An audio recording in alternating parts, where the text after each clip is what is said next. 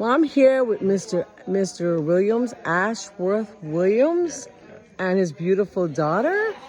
Go right there for me. Yes, look at that. Look at that. The beautiful smile. And they are living here in Panama for how long? It's going to be 4 years in September. 4 years in September. And what my question to him was, what was that deciding factor? That main deciding factor Yes. was, and then, what got you here?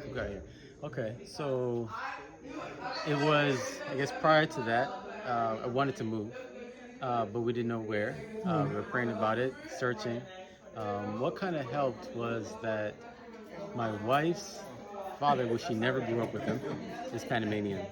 So we thought about it, we just thought about Panama. We never went. We went to Panama years ago when we got married, and we went here for a honeymoon. We loved it, but we were looking for a place that you have great weather all year round. We can grow food all year round, and God is coming soon, so we want to be able to be in a place like that. So we thought about Panama because we came 15 years ago. Okay. But we thought about different areas. My mom is from St. Croix. Oh. So we thought about that, but it's expensive. Okay. The next thing, my dad is from Dominica. Oh, Where you going? My dad is from Dominica, and we were like, I would love to go to Dominica, but my wife has never went. It's just.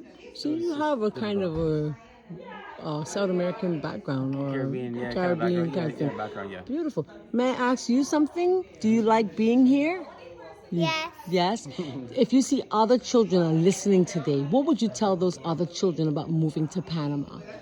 That they will have a lot of fun and they would want to be there for their whole life. Wow. So you don't plan on moving from here? No way. That's beautiful. Thank you so much. So if you want to leave, you can. That's awesome. Yes. So how did you decide that this caldera or Boquete or wherever you are, that this was the area? So it's kind of a cool story. So while we made the decision to come to Panama, we were looking around. We were looking at Volcan. We were looking at areas that had people that spoke English, that kind of helped us transition in. Although we wanted to get into the mix of the locals and things of that nature. But we were online looking at videos. There's a lady here that has this tour thing. I saw that. And we saw her videos on like a weekly basis. And one day we watched the video and saw Ruben and Rosalind talking about country living and growing your food. And you're like, it sounds very familiar to what we want to do. And then I saw Ruben. I had looked up the name because they had put the names in there, and I looked him up on Facebook, and I saw him preaching. And on the corner of the bottom, it said, "That looked like an Adventist logo." And I clicked it; it was bigger. I was like, "This guy's Adventist." Amen. So, and it was amazing that then we reached out. He reached back. We started talking, built up a friendship, and that made it where Boquete was the place. So did you come to visit first and then made a decision, or you just packed up and said we're moving? Yeah, that was basically it. So Y'all basically, good. the first time I came was to start the residency stuff. We made the decision we were coming. Wow. And so I came without them to start my residency and so on. I had to go to the lawyer and so on. And then after that, everybody came. We all moved. Wow. So jumped out of faith.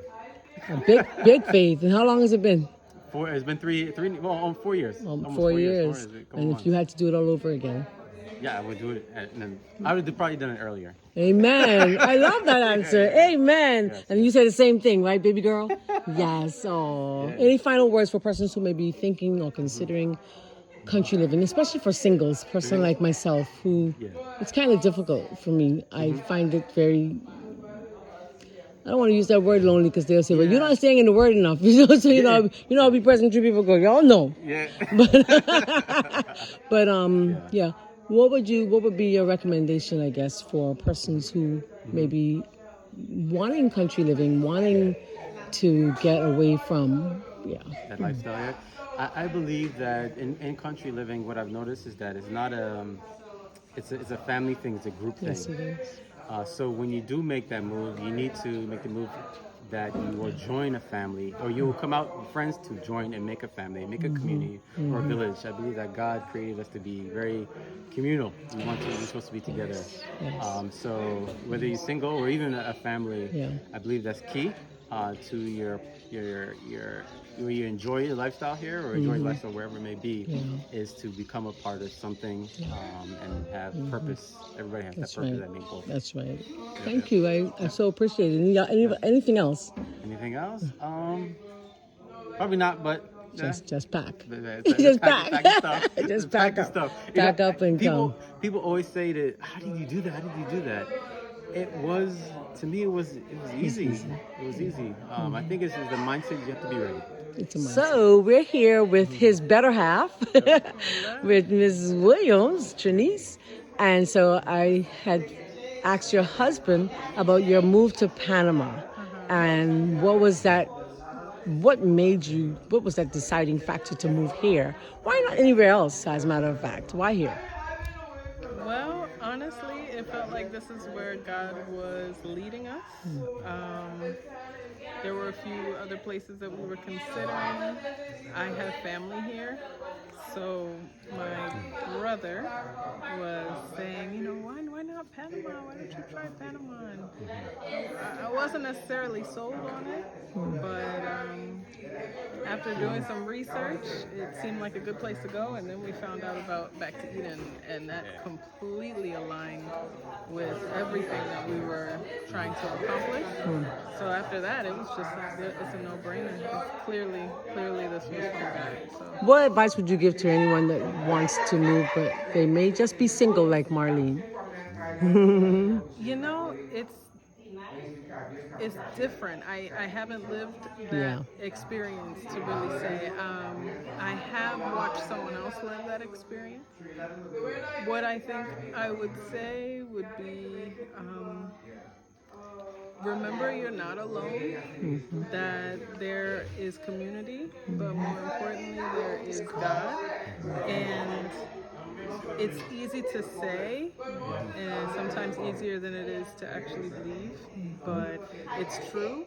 And just give it time, and make sure that every chance you get, you appreciate the beauty and the camaraderie and just the nature, because the more you focus on that, the more you'll realize it's worthwhile to tough out the difficult parts. And if you had to do it all over again? We would be here. Amen. I mean, yeah, because again, we were sent here. I mean, it wasn't just a decision. It was set up for us. So I believe we would have ended up here anyway. You will live here anyway. What advice would you give to anyone else that may be listening? Because there are many persons who are thinking of country living. They may say, it seems so difficult. You have to try planting your own food, or, getting off the grid. All these dynamics, it makes things sound so complex. What would you suggest to anyone else that may be listening today?